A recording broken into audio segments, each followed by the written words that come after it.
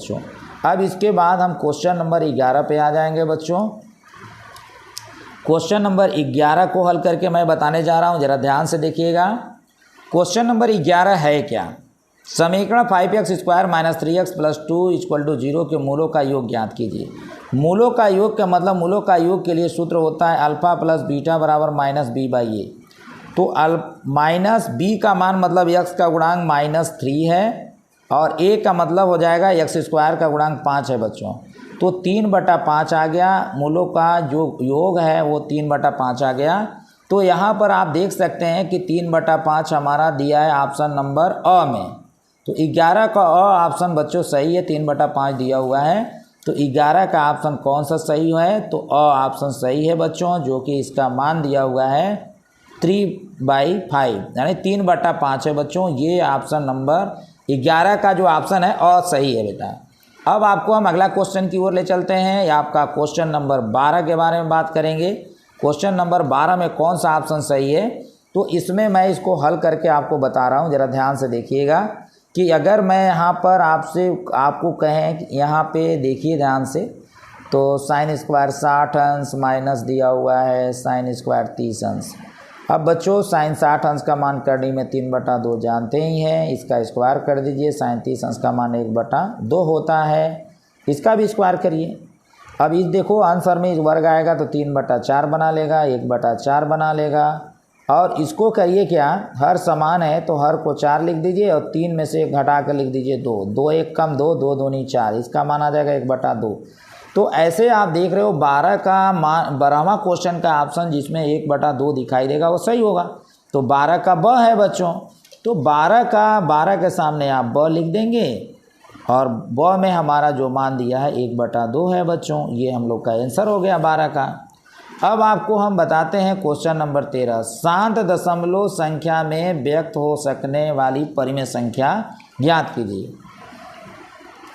तो बच्चों यहाँ पर देखिए हमारा जो है आपका इसमें 164 का जब खंड, देखो इसमें एक चीज़ मैं बता दूं आपको कि अगर आपका हर का गुणनखंड करके अभाज्य गुणनखंड में बदल करके उसको घात में कन्वर्ट करिए। अगर हर में 2 पावर अगर मान लो n आ गया, 2 के घात में कोई भी नंबर आ जाए या आपका 5 पावर n आ जाए, इस तरह का फैक्टर आ जाए, या आपका इसके अतिरिक्त अगर गुणनखंड अगर हर में दिखाई दिया तो समझ जाना चाहिए कि वो हमारा परिमेय संख्या नहीं है, दशमलव प्रसार शांत नहीं हो सकता।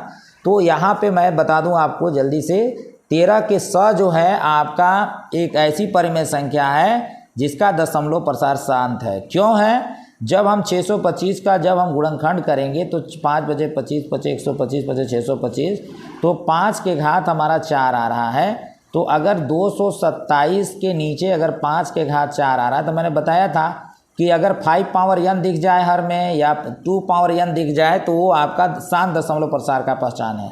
तो इस प्रकार से हमारा 13 का जो स है वो शांत दशमलव प्रसार है। तो क्वेश्चन नंबर 13 का स जो है आपका शांत दशमलव प्रसार है बच्चों। जो हमारा मान कितना है इसका, तो 227/625 है।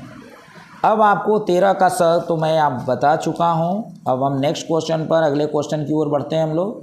14वां कह रहा है a1x + b1y + c1 = 0 और दूसरा समीकरण है a2x + b2y + c2 = 0 द्वारा निरूपित रेखाओं के समांतर होने का प्रतिबंध है। अब बच्चों चलो हम आपको बताते हैं कि समांतर होने का मतलब संपाती का स्थिति भी समांतर ही बताता है। अब इसके लिए कंडीशन हमारा 13 का सही जो प्रतिबंध है बेटा स है। तो स a1/a2 = b1/b2 = c1/c2, ये हमारा राइट आंसर हो जाएगा। यानी 14 का कौन सा ऑप्शन सही होगा, तो स ऑप्शन सही होगा। तो यहाँ पे हमारा हो जाएगा 14वां क्वेश्चन का स ऑप्शन सही है बेटा। जो हमारा जो स ऑप्शन में जो दिया हुआ है वो क्या है, समांतर होने का प्रतिबंध a1/a2 = b1/b2 = c1/c2।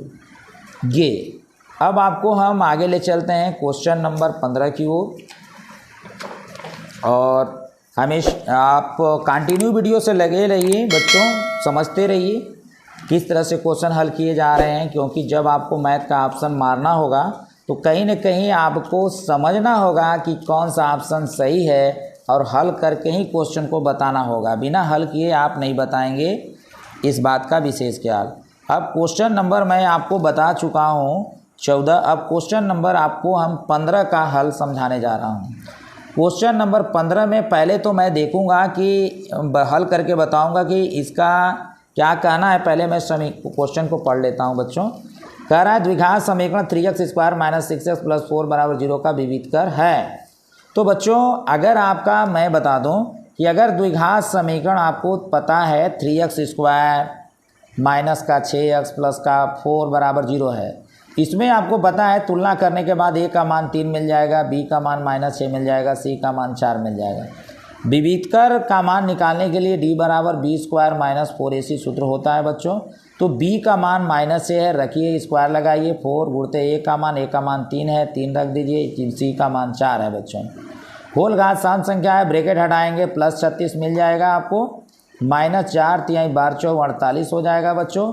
और घटा दीजिए, इसमें घटाएंगे तो 8 में से 6 जाएगा, 2 4 में से 3 जाएगा 1, और बड़ा ये है इसलिए माइनस लगेगा बच्चों, यानी विविधकर का मान माइनस आ गया 12। अब देखेंगे कि हमारा ऑप्शन में 12 कौन से नंबर पे है, तो 100 पर है।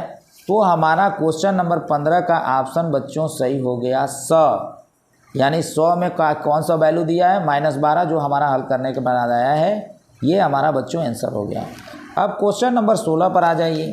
क्वेश्चन नंबर 16 क्या कह रहा है, देखिए यहाँ पे 2 tan 30 बटा 1 - tan² 30 है बच्चों। एक फार्मूला होता है, मैं बता दूं आपको, 2 tan थीटा बटा 1 - tan² थीटा = होता है tan 2 थीटा। अब बच्चों थीटा के जगह पे अगर हम 30 अंश अगर रखते हैं तो हो जाएगा 2 tan 30 बटा 1 माइनस हो जाएगा tan² 30 बराबर हो जाएगा tan 2 गुणते 30। तो आपको पता है फाइनल क्या मिल जाएगा, tan 60, और tan 60 का मान होता है करड़ी में 3। अब देख लीजिए इसमें कि आपका, लेकिन तो कह रहा है tan में ही कौन मान होगा, तो tan के फॉर्म में ही देखेंगे तो tan 60। तो tan 60 आपका 16 का कौन सा ऑप्शन सही है, स ऑप्शन सही है बच्चों। तो हम यहाँ पे स लिख देंगे, और 100 में कितना आया है हमारा tan 60, तो tan 60 लिख देंगे, ये हमारा 16 का 100 ऑप्शन सही हो जाएगा बच्चों। अब आते हैं क्वेश्चन नंबर हम लोग 17 पे। क्वेश्चन नंबर जो 17 है, अगर ध्यान से अगर आप देखें, ये भी बहुत आसान क्वेश्चन है। कह रहा है यदि समीकरण x² + kx + 7 = 0 के मूल बराबर है तो k का मान ज्ञात कीजिए। मूल बराबर का मतलब विविधकर का मान 0 कह रहा है। विविधकर का मान जब 0 होता है तो ऐसे स्थिति में मूल समान माना जाता है बच्चों। तो चलो हम बताते हैं इसको।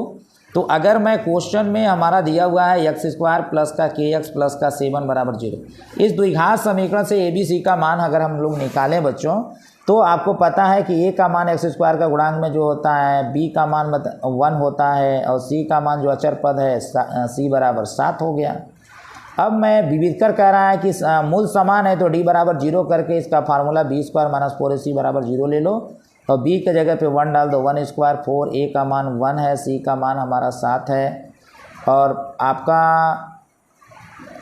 आगे का मान b के जगह पे बच्चों k है। यहाँ पर देख रहे हैं ना k, तो b = x का गुणांक में जो मान है k है, तो आपका b² मतलब k² - 4 गुणते 1 गुणते 7 = 0 कर दीजिए। अब 7 × 28, तो k² माइनस का 28 = 0 हो जाएगा, k² बराबर ये 28 हो जाएगा बच्चों। 28 को हम 4 गुणते 7 भी लिख सकते हैं। अगर k बराबर निकालेंगे तो हमारा प्लस माइनस अंडर रूट में हमारा हो जाएगा 4 गुणते 7, यानी प्लस माइनस तो रहेगा ही, 4 का वर्गमूल 2 निकाल दीजिए, √7, यानी हमारा k का फ्रेश वैल्यू आ जाएगा +-2 √7। बच्चों k का मान आ चुका है। अब ऑप्शन में हम लोग देखते हैं कौन ऑप्शन में मिल रहा है मान। देखो प्लस माइनस यहाँ तो नहीं है भाई, +-2 × √7 यानी आपका 17 का 100 वाला ऑप्शन सही है बच्चों, यानी 17 का 100 ऑप्शन सही है, जो +-2 √7 आया है, ये आंसर हम लोग का हो गया बच्चों। अब आपको क्वेश्चन नंबर हम आपको 18 से अवगत कराते हैं। 18 का कहना क्या है।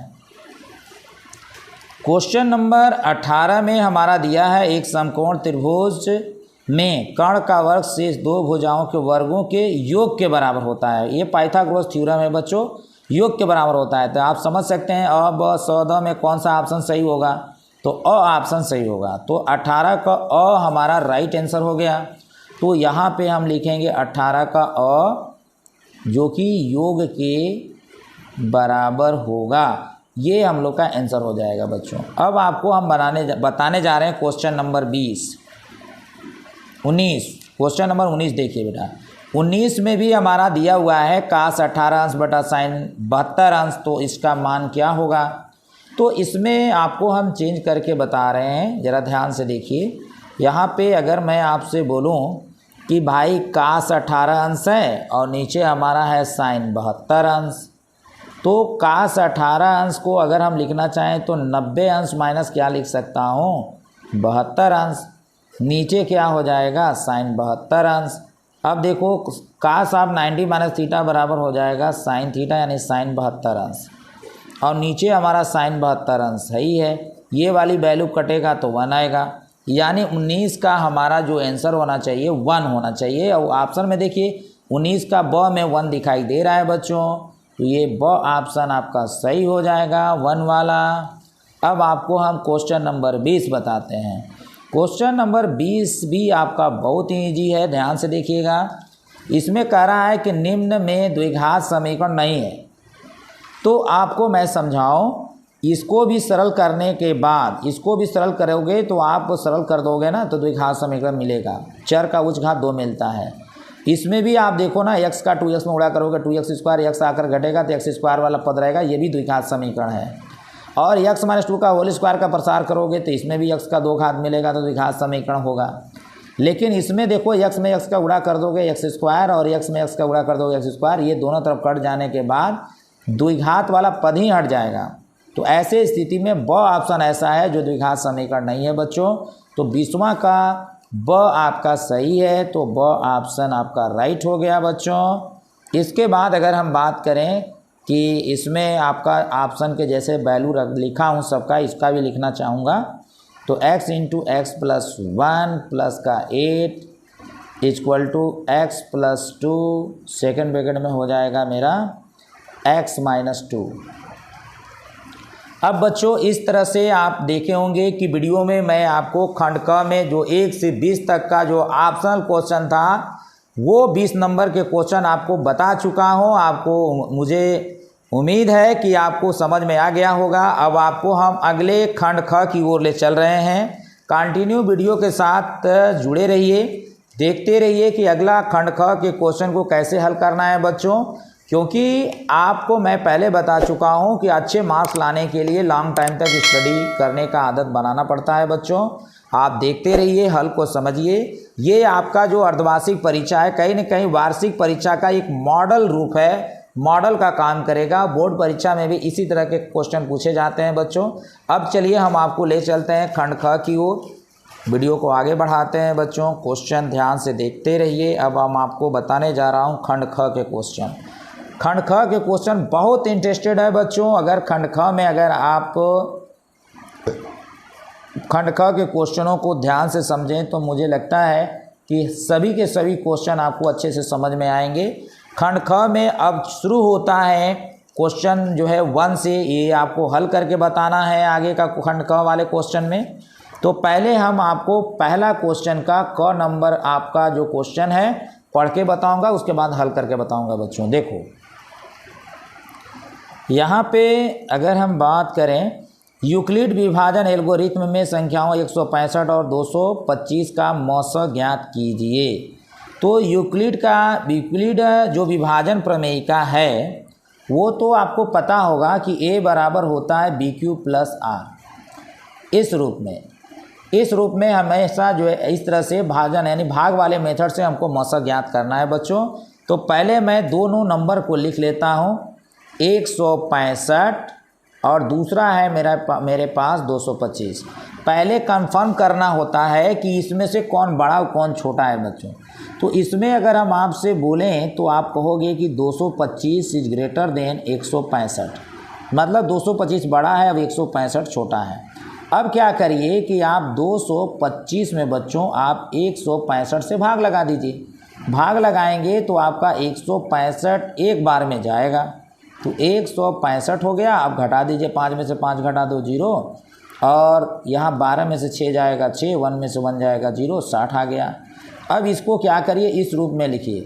तो पहला जो स्टेप है इसका, इस स्टेप में हम क्या करेंगे, ये 225 बराबर, देखो यहाँ पे b का मान क्या है, b मतलब 165 जिससे भाग लगाया गया है, और ये हमारा जिससे भाग लगाया गया 165 से भाग लगाया गया है। 165 को यहाँ लिखूंगा, भाग पर लिखूंगा कितना, 1 आया 1, प्लस शेष हमारा 60 आया, 60 लिखूंगा। अब अगले स्टेप में क्या करना है बच्चों कि अब हम 165 में 60 से भाग लगाएंगे। तो 165 में जब आप 60 से भाग लगाओगे तो आपका 2 बार में जाएगा, 60 दूनी 120। अब घटा दो, 5 में से 0 घटा दोगे तो 5 आएगा, 6 में से 2 घटाओगे तो 4। अब इसको फिर आप यूक्लिड विभाजन प्रमेयिका के रूप में लिखिए। तो ऐसे स्थिति में कैसे लिखना पड़ेगा भाई, ये आपका जो 165 है पहले लिखोगे, फिर जिससे भाग लगाए हो उसको लिख दो, फिर गुणा का चिन्ह लगाने के बाद भागफल लिखो, शेष कितना आ रहा है 45। फिर अगला काम क्या करना है कि हम 60 में 45 से भाग लगाएंगे। तो 60 में 45 से भाग लगाइए तो आप एक बार में जाएगा, तो यहाँ 45 आएगा, तो नीचे 15 आ जाएगा। अब इसको आप यूक्लिड विभाजन प्रमेयिका के रूप में लिखेंगे, तो मैं लिखूँगा 60 बराबर लिखूँगा 45, गुणते भागफल लिख दो, और शेष हमारा 15 है, 15 लिख दो बच्चों। अब क्या करना है कि हम 45 में हम भाग लगाएंगे क्या से, 15 से, तो 15 तियाँ 45 और शेष हमारा 0 आ जाएगा बच्चों। तो ऐसे स्थिति में अगला स्टेप हमारा क्या है, मैंने 45 में भाग लगाया है 15 से, तो 15 गुणते लिखूँगा भागफल यानी 3, शेषफल 0 हो जाएगा बच्चों। अब शेषफल जिस स्टेप में जब 0 होता है ना, उसी स्टेप में देखिए कि हमारा जो है जो भाजक होता है 60, तो यहाँ पे भाजक का काम कौन कर रहा है 15, तो 15 ही हमारा मौसा वैल्यू हो जाएगा बच्चों। यानी हम कह सकते हैं कि मौसा बराबर 15 लिखूँगा, यही हमारा आंसर हो जाएगा बच्चों, ये हमारा आंसर हो गया। ठीक है, खंड क का पहला का क हमने लगा लिया बच्चों। अब आपको हम अगले क्वेश्चन की ओर ले चलते हैं जो कि ख है। ध्यान से देखिएगा, ख क्वेश्चन भी बहुत ही इम्पोर्टेंट है और ध्यान से देखेंगे तो मुझे लग रहा है कि आपको अच्छा समझ में आएगा। देखिए पहला का ख जो क्वेश्चन है बच्चों, इसमें जो दिया है, पहले बात तो हल करने जा रहे हैं तो हल लिखिए, यदि में जो मान रहता है उसको दिया है में लिखिए। दिया है में कह रहा है कि कोसेक थीटा बराबर, एक गलत दे रखा है, ये 15 बटा इसको हम 13 कर लेते हैं। और ऐसे स्थिति में हमको निकालना है कि काट थीटा का मान क्या होगा। तो बच्चों आपको पता होगा कोसेक थीटा बराबर कर्ण बटा लंब होता है। एक समकोण त्रिभुज हम बना लेते हैं ऐसे, और आपको लगेगा यहाँ पे क्या आप मान लोगे, थीटा है और लंब बटा कर्ण बटा लंब, तो कर्ण हमारा हो जाएगा 15 और कर्ण बटा लंब हो जाएगा मेरा 13। तो भाई इसको ए कह दो, इसको बी कह दो, इसको सी कह दो, तो भाई आधार निकाल लो। तो पाइथागोरस प्रमेय जब निकालेंगे तो हमें आधार का वर्ग यानी AC का वर्ग बराबर कर्ण का वर्ग मतलब BC का वर्ग माइनस क्या करना पड़ेगा, AB का वर्ग। तो यहाँ पर आप देखेंगे BC की जो वैल्यू है वो 15 है, 15 का वर्ग कर दीजिए, AB का मान 13, 13 का वर्ग ये आ जाएगा 225 माइनस 169, घटा दीजिए इसको तो आपका 15 में से 9 जाएगा ये 6, 1 11 में से अगर 6 जाएगा तो हो जाएगा 5 और 1 में से 1 यानी 56 आएगा। यानी AC बराबर अंडर रूट में हमारा 56 हो जाएगा। अगर मैं इसको सरल करूँगा तो हो जाएगा, इसको अगर मैं करूँगा तो इसको तो मुझे लग रहा है लघुत्तम विधि से कर लेते हैं, देखते हैं स्थिति क्या बनता है। 2 से काटिए, 2 दूनी की 4 हो जाएगा और 2 अट्ठे 16 और ये 2 से ले जाइए, 2 एकम 2, 2 चौको 8, फिर आप करेंगे क्या, ये तो मुझे लग रहा है 7, फिर आपका 2 से जाएगा, तो जोड़ा बन गया 2 का। तो 1 2 बाहर निकल जाएगा, अंडर रूट आ जाएगा। 14 लिखेंगे 7 का 2 में गुणा करा करके ऐसे। तो बच्चों ये हमारा हो गया 14। तो इस तरह से हमारा जो AC का मान है वो आपका आ गया 2√14। काट थीटा का मान निकालना है बच्चों, तो यहाँ पे काट थीटा बराबर जानते हैं कि आधार बटा लंब होता है। आधार थीटा ये लंब है तो ये आधार हो जाएगा, आधार मतलब 2√14 हो जाएगा और लंब के मतलब हो जाएगा 13। तो ये हमारा काट थीटा बराबर बच्चों आ जाएगा 2√14/13। अब इसके बाद हमारा आगे का जो क्वेश्चन है 1 का ख फाइनल हो चुका है बच्चों, खंड ख का। अब आपको हम अगले क्वेश्चन की ओर ले चलते हैं। देखिए 1 का ग आपको बताने जा रहा हूँ, ध्यान से देखते रहिए बच्चों और वीडियो में जो है कंटिन्यू बने रहिए वीडियो के साथ। और मैं एक एक क्वेश्चन करके आगे बढ़ रहा हूँ, जो कि हर क्वेश्चन का आपका बेहतरीन जो है कैलकुलेशन करके आपको हल बताया जा रहा है। अब चलिए हम आपको बताते हैं 1 का ग बताने जा रहा हूँ। इसको हल करना है बच्चों। हल कैसे करेंगे, चलो अब क्या है ना, रेड पेन से मैं हल करके दिखाता हूँ। मेरा भी इच्छा है कि थोड़ा जो है ब्लू रेड दोनों यूज़ करूँ। तो द्विघात समीकरण आपका दिया है, मूल बराबर है k का मान पूछा है बच्चों। अच्छा, प्रत्येक क्वेश्चन 2-2 नंबर का है बच्चों। कह रहा है k का मान ज्ञात कीजिए जिसके लिए द्विघात समीकरण kx² + 20x + 25 = 0 के मूल बराबर है बच्चों। तो पहले आप करिए क्या बेटा कि आप पहले आप दिया है लिखिए। तो आप दिया है में क्या लिखोगे, दिया है में आप द्विघात समीकरण दिया है उसको लिख लीजिए kx² + का 20x और प्लस का 25 = 0। अब इसमें क्या करिए आप इसको तरीके से आप हल करेंगे तो लिखेंगे उक्त समीकरण को, द्विघात समीकरण का व्यापक रूप आप जानते होंगे, ax² + bx + c = 0 से तुलना करने पर, तुलना करेंगे बच्चों। तो तुलना करने पर जब आप तुलना करेंगे तो आप a का मान क्या पाएंगे, a का मान k पाएंगे, b का मान क्या होगा, x का गुणांक b है, x का गुणांक देख लो भाई 20 है। उसके बाद c की वैल्यू क्या होगा, अचर पद देख लो, ये 25 मिल जाएगा। चूँकि प्रश्न का कहना है कि द्विघात समीकरण का मूल बराबर है, तो बच्चों अगर मूल बराबर है तो इसके मतलब विविधकर का मान 0 होगा। फार्मूला b² - 4ac = 0 कर दो। b का मान है 20 लिख करके इसका स्क्वायर कर दो। 4a का मान हमारा k है, k लिख दो। c का मान 25 है, 25 लिखो बराबर 0 करो। 20 का स्क्वायर 400 हो जाएगा, माइनस 25 चौको 100, k बराबर 0 हो जाएगा। 100 से दोनों पक्षों में भाग लगा दो बच्चों, 100 से इसमें भाग लगेगा तो 4 हो जाएगा बच्चों, और माइनस 100 से भाग लगेगा तो k बराबर 0 यानी 4 बराबर हो जाएगा k, यानी k बराबर हो जाएगा 4। इस तरह से k का मान आ गया बच्चों, ये हमारा आंसर हो गया। अब आपको हम अगले क्वेश्चन की ओर ले चलते हैं। अगला क्वेश्चन क्या है, अगला क्वेश्चन बच्चों हमारा है 1 का घ। कह रहा है कि निम्न समीकरण युग्म को हल कीजिए। ये 2 समीकरण दिए हैं और हल करना है, और हल करने का मतलब हल करके x और y का मान ज्ञात करना है, जिसमें बच्चों मैं आपका 1 का घ लगाने जा रहा हूँ। ज़रा ध्यान से देखिएगा बच्चों, 1 का घ कैसे लगाना है। पहले तो आप दोनों समीकरणों को लिख लीजिए। जैसे पहला समीकरण x - y बराबर दिया है 26, तो हम प्रतिस्थापन विधि लगाते हैं तो दो चर में से किसी एक चर का मान निकालते हैं। यहाँ निकाल लेते हैं बच्चों। x बराबर -y को उधर ले जाइए तो 26 + y हो जाएगा, तब आप इक्वेशन नंबर फर्स्ट मान लीजिए। दूसरा दूसरा जो क्वेश्चन है आप देख रहे होंगे कि दूसरा क्वेश्चन है x - 3y बराबर 0। तो यहाँ पे मैं करूँगा क्या, x - 3y बराबर 0 करूँगा। ये समीकरण नंबर मेरा सेकेंड है। अब क्या करूँगा कि समीकरण फर्स्ट में जो x का मान निकला है 2 में रखूँगा, तो x के जगह पे 26 + y है, तो x के जगह पे 26 + y लिख दूँगा।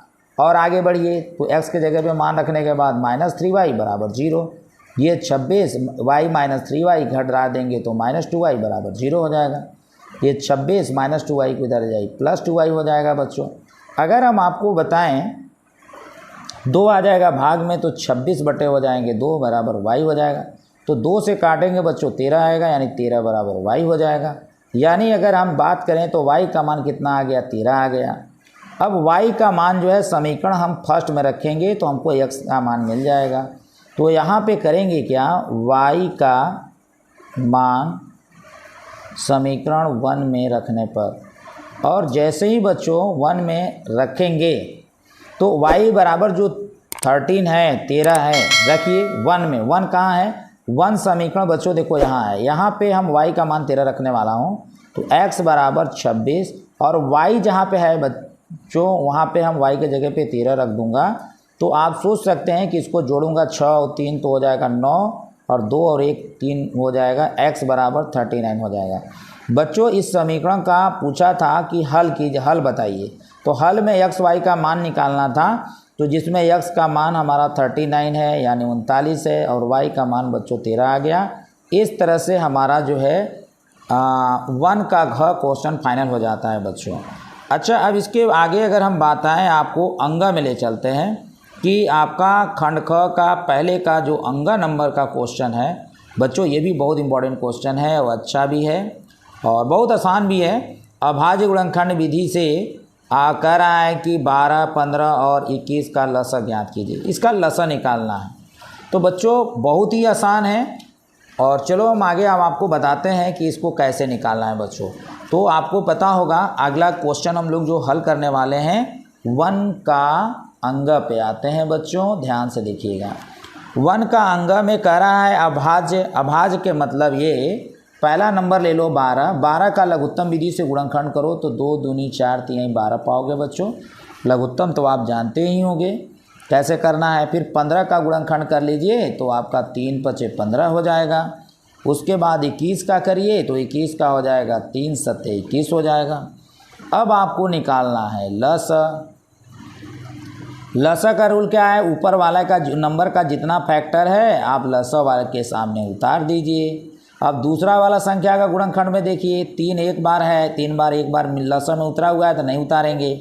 5 नहीं मिल रहा है, उतरेगा। 21 का गुणनखंड में देखिए 3 एक बार दिख रहा है, एक बार उतरा हुआ है, पहले से नहीं उतारेंगे। 7 हमारा क्या है लसा में, नहीं है तो 7 को उतार देंगे। अब इसको जब हम गुणा करेंगे तो 2 दूनी 4 3 12 25 60 और 60 सत्ते कितना हो जाएगा, तो 420 हो जाएगा। इस तरह से बच्चों मेरा जो लसा का जो मान है 420 आ गया। ये हमारा आंसर हो गया बच्चों। अब आपको हम जो 1 का अंग तो फाइनल हो गया बच्चों। अब आपका च भी दिया हुआ है, चलिए च भी बता देता हूँ आपको। आपका 1 का जो च है बच्चों, च की बात करें तो ये ट्रिग्नोमेट्री त्रिकोणमिति अनुपात वाले त्रिकोणमिति चैप्टर से है। त्रिकोणमिति चैप्टर तो बहुत आसान चैप्टर होता है। चलिए हम बताते हैं कैसे इसको हल करेंगे। यहाँ पे बच्चों दिया हुआ है tan 30 अंश, उसके बाद दिया है बच्चों कोसेक 60 अंश, प्लस दिया हुआ है tan 60 अंश और दिया है बच्चों सेक 30 अंश। अब मान रखिए इसका क्या, tan 30 अंश का मान 1/3 जानते होंगे। कोसेक 60 अंश का जानने के लिए साइन 60 अंश का मान होता है करड़ी में 3/2, तो इसका 2/3 हो जाएगा। tan 60 अंश का मान करड़ी में 3 होता है। सेक 30 अंश के लिए कास 30 अंश का मान करड़ी में 3/2, तो इसका हो जाएगा 2/3। ये वाला मान इससे कट जाएगा बच्चों, ये 2 इसका इसमें गुणा करा दीजिए, प्रेस 3 हो जाएगा, प्लस ये हो जाएगा 2, इसके नीचे 1। अब 1 का 2 में गुणा कराइए तो 2 और 3 का 2 में करा दीजिए तो 6 और नीचे हो जाएगा 3, यानी 8 बजे कितना हो जाएगा 3। यानी फाइनल बच्चों हमें जो आंसर मिला इसका वो 8/7 है बच्चों, नहीं 7 नहीं 3 है बच्चों, 3 8/3, ठीक है 8/3 मिला हुआ है। ये आपका आंसर हो गया बच्चों, 8/3 इसका आंसर आया है।